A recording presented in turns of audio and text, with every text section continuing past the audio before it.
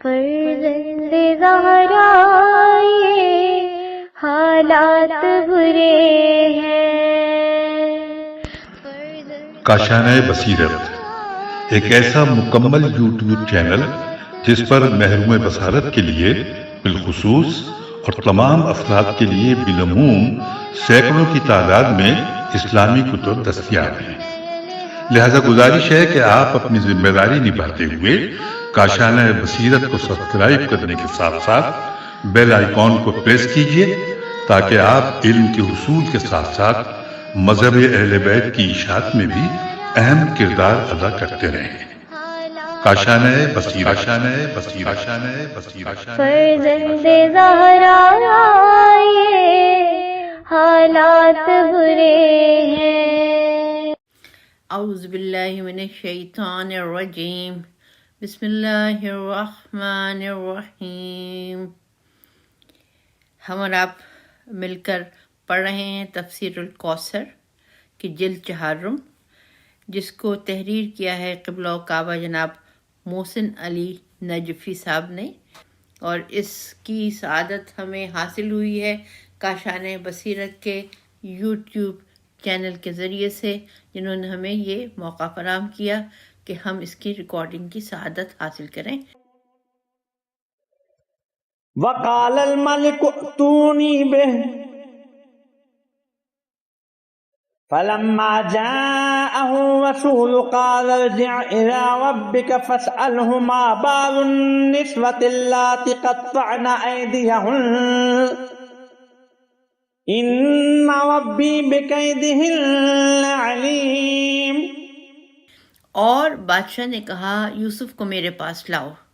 پھر جب قاصد یوسف کے پاس آیا تو انہوں نے کہا اپنے مالک کے پاس واپس جا اور اسے پوچھ کہ ان عورتوں کا مسئلہ کیا تھا جنہوں نے اپنے ہاتھ کاٹ دیے تھے۔ میرا رب تو ان کی مکاریوں سے یقیناً خوب باخبر ہے۔ ہیڈنگ ہے تشریح کلمات۔ تو پہلا جو اس میں ایک ہی جو کلمہ لکھا ہے وہ ہے البال، اور بریکٹ میں ہے با، واو اور لام، بریکٹ بند ہو جاتے ہیں، اور آگے تحریر ہے اصل میں اس حالت کو کہتے ہیں جس کی فکر یا پرواہ کی جائے۔ تفسیر آیات یہ ہیڈنگ ہے، اور اس میں پہلا پوائنٹ ہے وقال الملک ائتونی بہ۔ تعبیر خواب سن کر بادشاہ نے اندازہ لگایا ہوگا کہ یوسف علیہ السلام ایک غیر معمولی شخصیت ہیں، جو نہ صرف خوابوں کی تعبیر سے بخوبی واقف ہیں بلکہ اپنی جوانی زندان میں گزارنے اور جوان سال نا تجربہ کار ہونے کے باوجود تدبیر مملکت بالخصوص اقتصادی پالیسی وضع کرنے میں خاصی مہارت رکھتے ہیں۔ بادشاہ نے اسی لیے ان کو زندان سے آزاد کر کے اپنے پاس بلا لیا۔ نقطہ نمبر 2، فلما جاءہ الرسول۔ آپ علیہ السلام نے آزاد ہونے سے انکار کیا اور قاصد سے فرمایا اپنے مالک کے پاس واپس جاؤ اور ان سے پوچھو ان عورتوں کا مسئلہ کیا تھا جنہوں نے اپنے ہاتھ کاٹ لیے تھے۔ حضرت یوسف علیہ السلام نہیں چاہتے تھے کہ اپنی پیشانی پر ایک الزام کا داغ لیے شاہ کی معافی کے سہارے آزاد ہو جائیں، لہذا غیرت اور جوان مردی کا یہی تقاضا تھا کہ پہلے اس الزام سے آزاد ہو جائیں، اصل مجرم بے نقاب ہو جائے اور ان کی پاک دامنی ثابت ہو جائے، اس کے بعد فخر و اعزاز کے ساتھ زندان سے باہر قدم رکھیں۔ نمبر 3، ان ربی بکیدہن علیم۔ آپ علیہ السلام نے کسی پر الزام دھرنے کی جگہ حقیقت امر کے بارے میں تحقیق کرنے کی خواہش ظاہر فرمائی تاکہ امر واقع خود منکشف ہو کر سامنے آ جائے۔ چونکہ حضرت یوسف علیہ السلام کو اپنے پروردگار پر بھرپور بھروسہ ہے جس کے سامنے سرخ رو ہیں، اس لیے فرمایا میرا رب تو ان کی مکاریوں سے باخبر ہے۔ نقطہ نمبر 4، حضرت یوسف علیہ السلام کے اخلاق کا کمال ہے کہ آپ علیہ السلام نے عزیز مصر کی بیگم کا ذکر نہیں کیا جس نے اپنا جرم چھپانے کے لیے حضرت یوسف علیہ السلام پر الزام دھرا تھا۔ حضرت یوسف علیہ السلام کی اصل مجرم تو وہی عورت تھی۔ شاید اس کا مقصد حتی الامکان عزیز مصر کی آبرو بچانا ہو، لیکن وہ اس کے گھر میں رہے تھے اور نمک کھایا تھا۔ اب ہیڈنگ ہے اہم نکات۔ نکتہ نمبر 1، پاک دامن حقائق کا مشتاق اور مجرم حقیقت سے خوف کھاتا ہے۔ نمبر 2، جس کا معاملہ اللہ کے ساتھ درست ہو وہ دنیا و آخرت میں سرخرو رہتا ہے۔ نمبر 3، غیرت مند انسان کے لیے الزام سے آزادی زندان سے آزادی سے زیادہ اہم ہے۔ قال ما خطبكن إذ راوتن يوسف عن نفسه قلنا حاشا لله ما علمنا عليه من سوء قالت امرأة العزيز الآن حصحص الحق أنا راودته عن نفسه وإنه لمن الصادقين۔ پرنتھسس میں لکھا ہوا ہے بادشاہ نے عورتوں سے، پرنتھسس بند ہو جاتی ہیں، پوچھا اس وقت تمہارا کیا واقعہ تھا جب تم نے یوسف کو اس کے ارادے سے پھسلانے کی کوشش کی تھی؟ سب عورتوں نے کہا پاکیزہ ہے اللہ، ہم نے تو یوسف میں کوئی برائی نہیں دیکھی۔ اس موقع پر عزیز کی بیوی نے کہا اب حق کھل کر سامنے آ گیا، میں نے ہی یوسف کو اس کی مرضی کے خلاف پھسلانے کی کوشش کی تھی اور یوسف یقیناً سچوں میں سے ہے۔ تشریح کلمات، اس کے نیچے 2 کلمات لکھے ہوئے ہیں۔ پہلا کلمہ ہے خطبکم اور پرنتھسس میں ہے خے توئے با، پرنتھسس بند ہو جاتی ہیں۔ آگے لکھا ہے الخطب، اہم معاملہ جس کے بارے میں کثرت سے تخاطب ہو۔ دوسرا کلمہ ہے حسا الحق، پرنتھسس میں لکھا ہے سواد پرنتھسس بند ہو جاتے ہیں۔ کے معنی ہے حق بات جو کسی دباؤ کی وجہ سے چھپی ہوئی ہو، اس دباؤ کے دور ہونے کی وجہ سے واضح ہو کر سامنے آ گئی۔ تفسیر آیات نمبر 1، قال ما خطبکن، بادشاہ بذات خود اس مسئلے پر تحقیق شروع کرتا ہے اور لگتا ہے ان عورتوں سے سوال کرنے سے پہلے بادشاہ اس معاملے کی تہ تک پہنچ چکا تھا۔ چنانچہ بادشاہ کے سوال کا لب و لہجہ بتاتا ہے ما خطبکن، وہ قابل توجہ معاملہ اور اس کی حقیقت کیا تھی جب تم نے یوسف کو پھسلانے کی کوشش کی تھی۔ شاہ کے سوال میں یہ امر مسلم مانا گیا ہے کہ اقدام جرم عورتوں کی طرف سے ہی ہوا تھا۔ از روتن، سوال یہ تھا کہ اس اقدام کے بعد کیا ہوا؟ عورتوں نے دیکھا کہ اس جگہ اعتراف جرم کے سوا کوئی چارہ نہیں ہے۔ جواب میں کہا نمبر 2، قلنا حاش للہ، پاکیزہ ہے اللہ کی ذات، ہم نے یوسف علیہ السلام میں کوئی برائی نہیں دیکھی۔ معاملہ اس حد تک واضح ہو چکا تھا کہ عورتوں نے اپنی صفائی تک پیش نہیں کی، صرف یوسف علیہ السلام کی پاک دامنی کی گواہی دی۔ سوال پہلے دیگر عورتوں سے اس لیے ہوا کہ اس واقعے کی عینی شاہد تھیں۔ ان سب کے سامنے عزیز کی بیوی نے کہا تھا میں نے یوسف علیہ السلام کو پھنسانے کی کوشش کی تھی لیکن اس نے اپنی عصمت قائم رکھی، اگر یہ میرا کہنا نہ مانے گا تو قید کر دیا جائے گا۔ آیت نمبر 32، یہ پرنتھسس میں ہے۔ چنانچہ یوسف علیہ السلام کو قید کیا جانا ان کی پاک دامنی کا ایک ثبوت تھا۔ نمبر 3، قالتم رعایت العزیز، بعد میں اس جرم کی مرکزی کردار عزیز کی بیوی نے دیکھا راز کھل چکا ہے، حقیقت کھل کر سامنے آ گئی ہے، اب اعتراف جرم کے سوا کوئی صورت باقی نہیں رہی ہے۔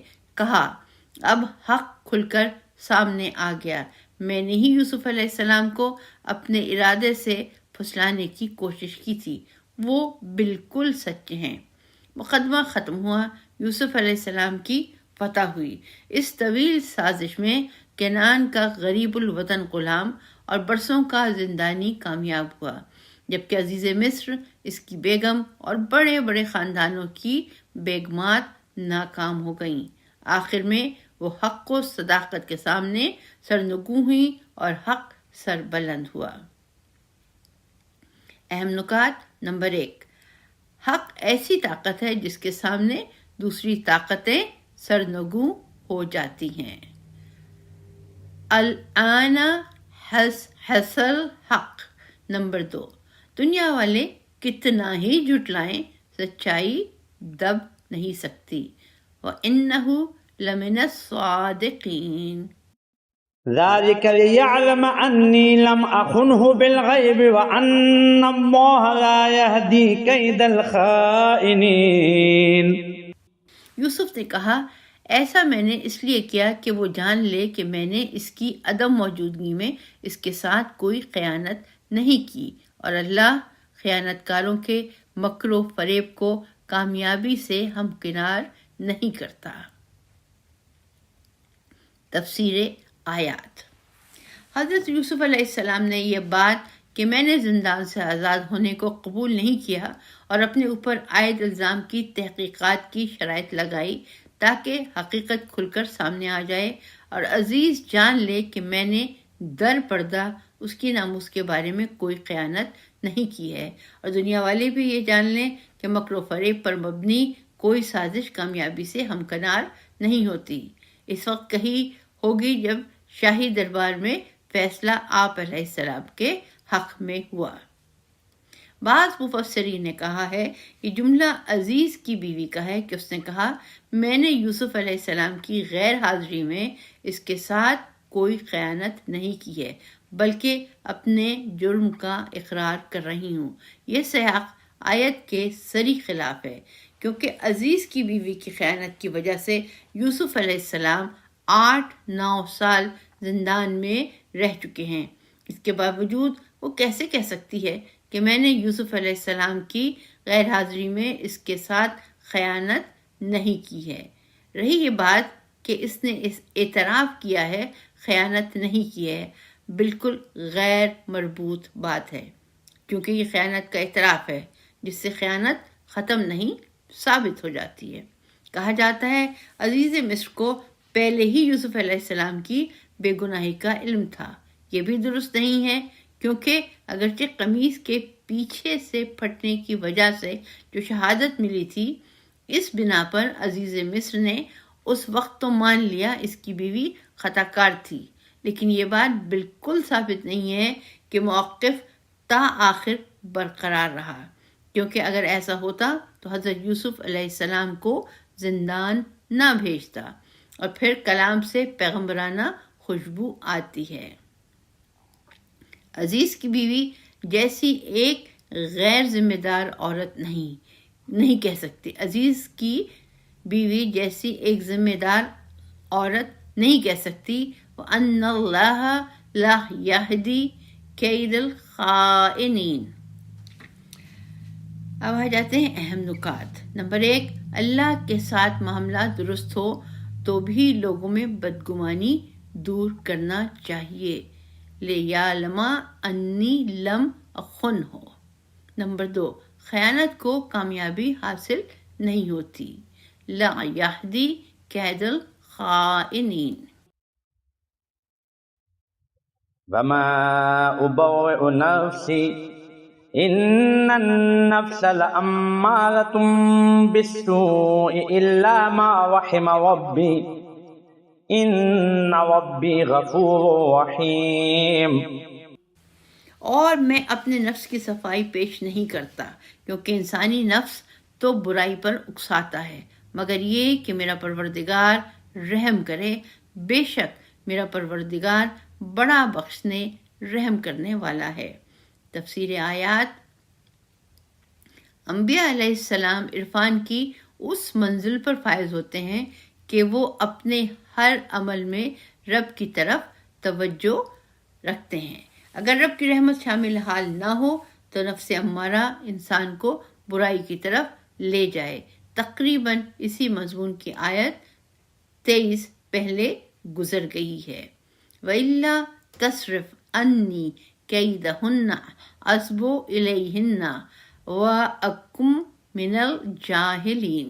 یہ جملہ آپ علیہ السلام نے رب السجن احب الیہ مما یدعوننی الیہ کے بعد فرمایا، اور اس آیت میں لم اخنہ بالغیب کے بعد کہا کہ میں اپنے نفس کی برات نہیں کرتا ہوں، نفس تو برائی پر اکساتا ہے۔ حضرت یوسف علیہ السلام ان اعمال کو اپنا کمال تصور کرنے کی جگہ انہیں مدد الہی سمجھتے ہیں۔ اس بیان سے ان لوگوں کے لیے شافی جواب مل گیا جو اس جملے کو حضرت یوسف علیہ السلام کے شایان شان نہیں سمجھتے۔ اہم نکات اس میں ایک ہی نقطہ ہے، اللہ نفس مومن کو اپنی حالت پر نہیں چھوڑتا، ورنہ نفس بے لگام ہے۔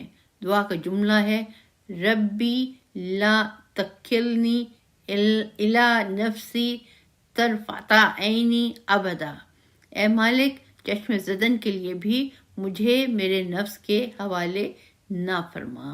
اور اس کا حوالہ جو دیا گیا ہے وہ ہے الکافی 2:581 باب دعوات معجزات۔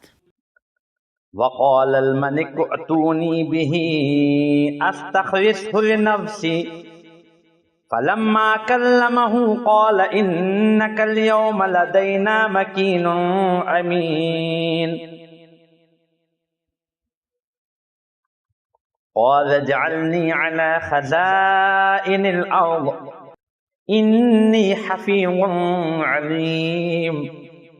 اور بادشاہ نے کہا اسے میرے پاس لے آؤ، میں اسے خاص طور سے اپنے لیے رکھوں گا۔ پھر جب یوسف نے بادشاہ سے گفتگو کی تو اس نے کہا بے شک آج آپ ہمارے با اختیار امانت دار ہیں۔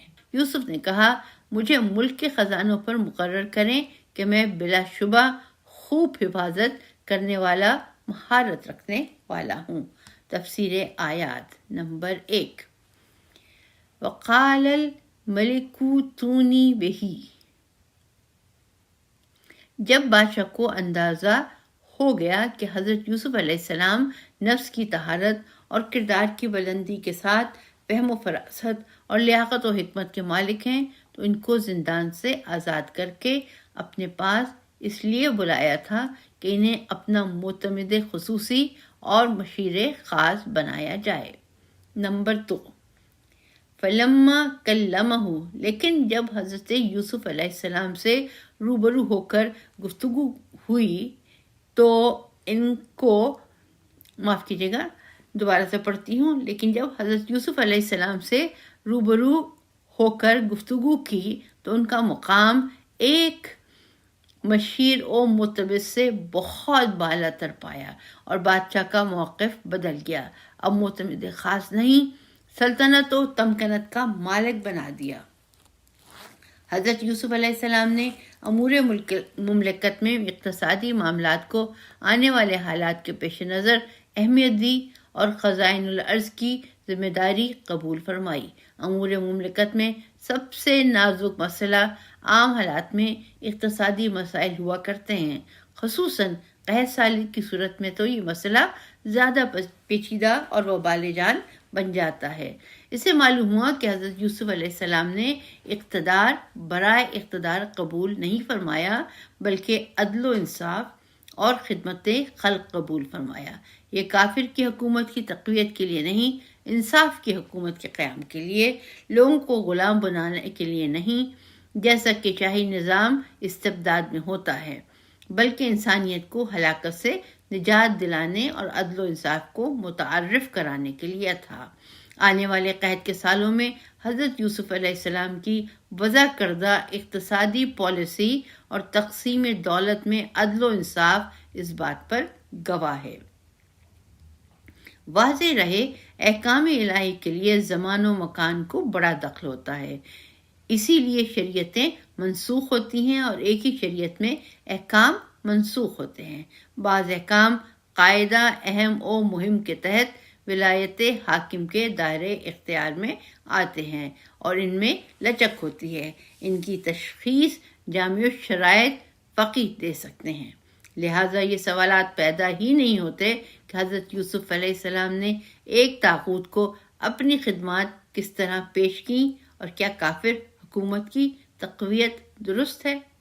اسی طرح ان مفاد پرستوں کی یہ توجہ بھی غلط ہے کہ وہ ذاتی مفادات کے لیے ظالموں کے درباری اور ان کے مظالم کے دست و بازو بن کر حضرت یوسف علیہ السلام کی سیرت کو جواز کے لیے دلیل بناتے ہیں۔ ہم نے تاریخ میں بہت سے ایسے واقعات دیکھے ہیں کہ بہت سے لوگوں نے اپنے ناجائز مفادات کے لیے جواز پیدا کرنے کی غرض سے بزرگان دین کے سیرت و کردار اپنے کردار کی سطح پر اتارتے ہیں۔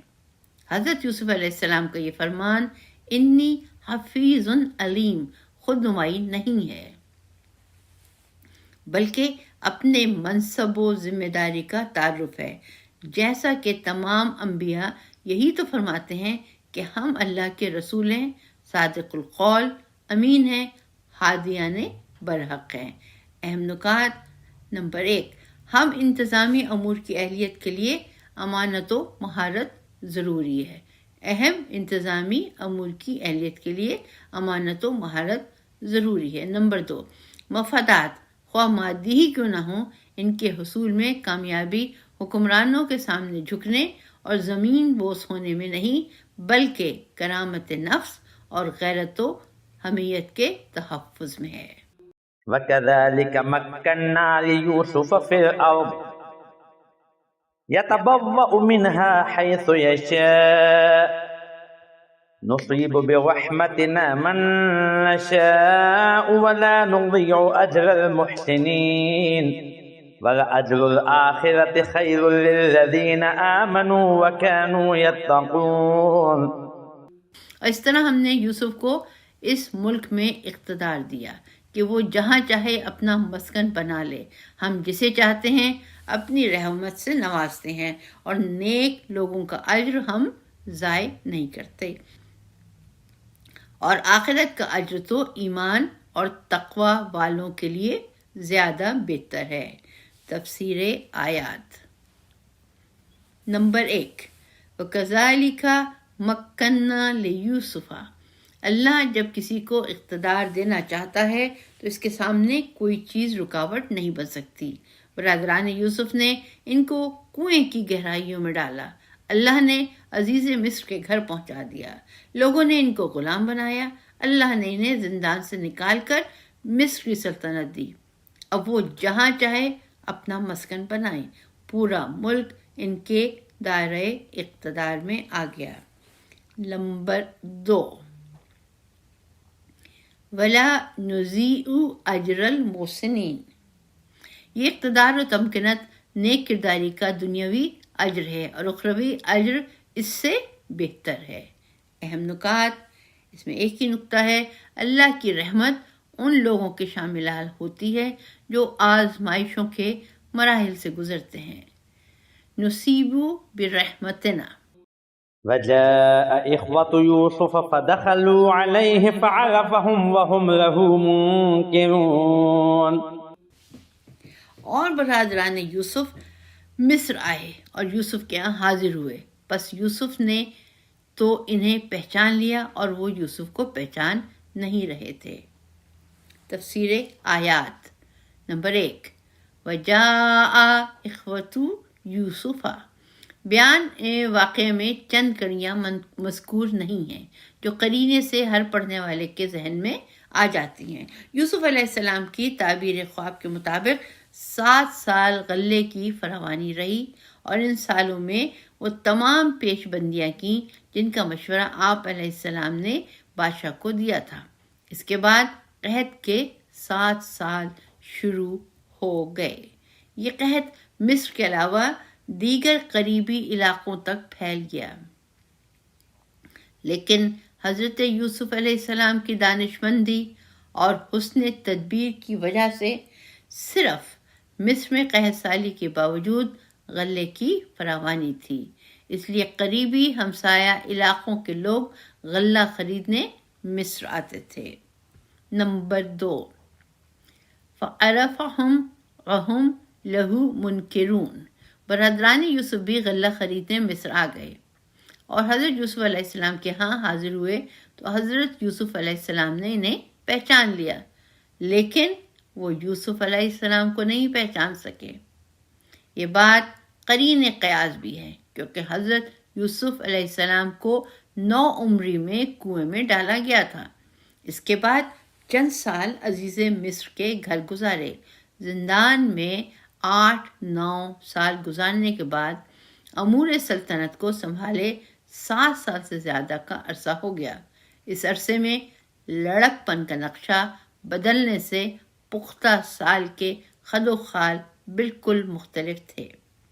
پھر جس غلام کو قافلے والوں کے ہاتھ فروخت کر دیا تھا، اس کے بارے میں یہ تصور بھی نہیں ہو سکتا تھا کہ وہ عزیز مصر اور خزائن الارض کا مختار کل بن چکا ہے۔ اہم نکات، ایک نقطہ ہے اس میں، برادران یوسف نے حسد کی بنیاد پر جسے خوار کرنا چاہا، آج وہ خود اس کے در پر سائل بن کر کھڑے ہیں۔ ولما جهزهم بجهازهم قال ائتوني بأخ لكم من أبيكم ألا ترون أني أوفي الكيل وأنا خير المنزلين فإن لم تأتوني به فلا كيل لكم عندي ولا تقربون قالوا سنراود عنه أباه وإنا لفاعلون۔ اور جب یوسف ان کے لیے سامان تیار کر چکے تو کہنے لگے، دوبارہ آؤ تو باپ کی طرف سے اپنے ایک سوتیلے بھائی کو میرے پاس لانا۔ کیا تم نہیں دیکھتے کہ میں پورا ناپتا ہوں اور بہترین مہمان نواز ہوں؟ بس اگر تم اس بھائی کو نہ لاؤ گے تو میرے پاس نہ تو تمہیں کوئی غلہ ملے گا اور نہ ہی تم میرے نزدیک آنا۔ انہوں نے کہا، ہم اس کے والد سے اسے طلب کریں گے اور ہم ایسا کر کے رہیں گے۔ تشریح کلمات، بجہازہم، پرنتھسس میں لکھا ہے جیم 2 چشمی ہے اور زے اور پرنتھسس بند ہو جاتی ہیں، اور آگے لکھا ہے الجہاز، ساز و سامان جو تیار کر کے رکھا جائے۔ التجہیز، تیار کردہ سامان کا لادنا۔ اب آ جاتے ہیں ہم تفسیر آیات پر۔ اس میں مختلف نقطہ جات ہیں۔ پہلا جو نقطہ ہے وہ ہے وَلَمَّا جَهَّزَهُمْ بِجَهَازِهِمْ۔ واقعے کا تسلسل کچھ اس طرح ہو سکتا ہے کہ جب وہ حضرت یوسف علیہ السلام کے دربار میں داخل ہوئے تو حضرت یوسف علیہ السلام نے تو انہیں پہچان لیا، لیکن بظاہر گفتگو اس طرح ہوئی ہوگی کہ حضرت یوسف علیہ السلام نے پوچھا ہوگا، آپ کون لوگ ہیں؟ جواب دیا ہوگا، ہم ملک کے شام سے آ رہے ہیں اور ہم ایک باپ کی اولاد ہیں۔ ہمارے والد یعقوب بن اسحاق بن ابراہیم خلیل ہیں۔ ہم 10 بھائی ہیں، ان میں سے ایک بھائی والد کے پاس ہے۔ یا حضرت یوسف علیہ السلام نے جان بوجھ کر بات اس نہج پر چلائی ہوگی کہ اپنے بھائی بنیامین کا ذکر آئے۔ نمبر 2، فَإِن لَّمْ تَأْتُونِي بِهِ، جب ان کو مناسب غلہ فراہم فرمایا اور سامان تیار ہو گیا، اس وقت حضرت یوسف علیہ السلام نے فرمایا، اپنے اس بھائی کو ساتھ لے آؤ، تمہیں یہاں ہر طرح کا امن ہوگا، تمہاری بہترین پذیرائی ہوگی اور ضرورت کا غلہ بھی مل جایا کرے گا۔ دوسری صورت میں تمہیں غلہ نہیں ملے گا، نہ ہی میرے دربار میں آ سکو گے۔ برادران یوسف کو علم تھا کہ حضرت یعقوب علیہ السلام بنیامین کو ساتھ بھیجنے پر آسانی سے آمادہ نہ ہوں گے، اس لیے لفظ سنو راودو جو طلب کوشش کے معنوں میں استعمال کیا۔ اہم نکات میں یہاں پہ 2 نقطے ہیں۔ نمبر 1، اخلاق انبیاء ہے کہ حاسد برادران کے ساتھ بہترین سلوک کیا جائے، انا خیر المنزلین۔ نمبر 2، حضرت یوسف علیہ السلام نے اپنے خاندان کو یکجا کرنے کے لیے اقتصادی دباؤ استعمال کیا. فلا کیلا. وقال لفتيانه اجعلوا بضاعتهم في رحالهم لعلهم يعرفونها إذا انقلبوا إلى أهلهم لعلهم يرجعون. اور یوسف نے اپنے خدمت گزاروں سے کہا ان کی پونجی جو غلے کی قیمت تھی انہی کے سامان میں رکھ دو تاکہ جب وہ پلٹ کر اپنے اہل و عیال کی طرف جائیں تو اسے پہچان لیں. اس طرح ممکن ہے وہ واپس آ جائیں. تشریح کلمات. تشریح کلمات میں جو الفاظ تحریر ہیں، پہلا لفظ ہے البازع، پرنتھیسز میں بے ضاد عین، پرنتھیسز بند ہو جاتا ہے، مال کا وافر حصہ جو تجارت کے لیے الگ کر لیا گیا ہو. دوسرا جو کلمہ ہے وہ لکھا ہوا ہے الرحل، پرنتھیسز میں ہے رے ہے لام، پرنتھیسز بند. ہر وہ چیز جسے اونٹ پر اس لیے باندھا جائے اس پر سوار ہوا جائے، پھر مجازن خود اونٹ پر بولا جانے لگا. آگے آیت نمبر 65 میں رحال کی جگہ متاع فرمایا ہے. وَلَمَّا فَتَحُوا مَتَاعَهُمْ، جب انہوں نے اپنا سامان کھولا تو دیکھا ان کی پونجی ان کو واپس کر دی گئی ہے. اس سے معلوم ہوتا ہے کہ الرحل متاع یعنی سامان کے معنوں بھی استعمال ہوتا ہے. تفسیر آیات. برادران یوسف جو مال غلے کی قیمت کے لیے لائے تھے وہ اس زمانے میں نقدی اور کرنسی کی شکل میں نہ تھا. اس زمانے میں مال کا تبادلہ مال کے ساتھ ہوتا تھا. حضرت یوسف علیہ السلام نے ان کا مال بھی غلے کے ساتھ واپس کیا تاکہ برادران یوسف اور دیگر متعلقہ افراد مطمئن ہو جائیں، حضرت یوسف علیہ السلام کے احسان مند ہو جائیں اور دوبارہ بنیامین کو لے کر واپس آ جائیں. اس طرح حضرت یوسف علیہ السلام نے بنیامین کو اپنے پاس بلانے کے لیے کئی ذریعے استعمال کیے. غلہ پورا دیا، بہترین مہمان نوازی کی، آئندہ غلہ نہ دینے کی دھمکی دی اور غلے کی قیمت بھی واپس کی. اہم نکات جو ہیڈنگ ہے اس میں ایک نقطہ ہے احسان وہ بہترین حربہ ہے جسے شرفاء استعمال کرتے ہیں. فلما رجعوا إلى أبيهم قالوا يا أبانا منع منا الكيل فأرسل معنا أخانا نكتل وإنا له لحافظون.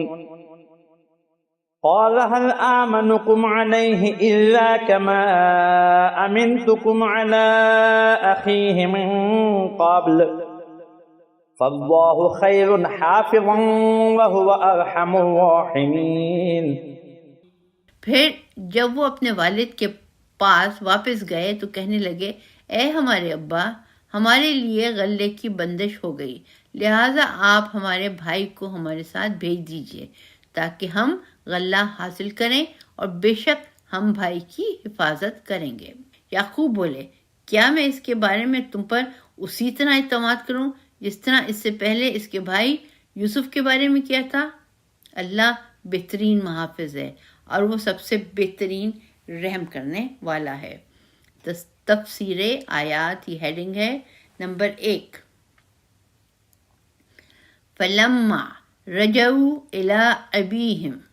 سیاق آیات سے مفہوم ہوتا ہے کہ بیٹوں نے سب سے پہلے حضرت یعقوب علیہ السلام کو آئندہ غلے کی بندش کی خبر سنائی اور بنیامین کو ان کے ہمراہ مصر بھیجنے پر اصرار کیا. نمبر 2 قال هل آمنکم علیہ. حضرت یعقوب علیہ السلام نے ان کو یاد دلایا کہ تم نے یوسف علیہ السلام کے ساتھ جو سلوک کیا ہے اس سے تم پر اعتماد ختم ہو گیا ہے. اگرچہ یوسف کا بہترین محافظ اللہ ہے لیکن تم نے اپنی بد اعتمادی ظاہر کر دی ہے. نمبر 3 فاللہ خیر حافظا. اگرچہ اس سے پہلے اس کے بھائی یوسف علیہ السلام کے بارے میں تمہارے عمل نے بد اعتمادی پیدا کی ہے، لیکن میرا اعتماد اللہ تعالیٰ پر ہے، وہی حفاظت دینے والا ہے۔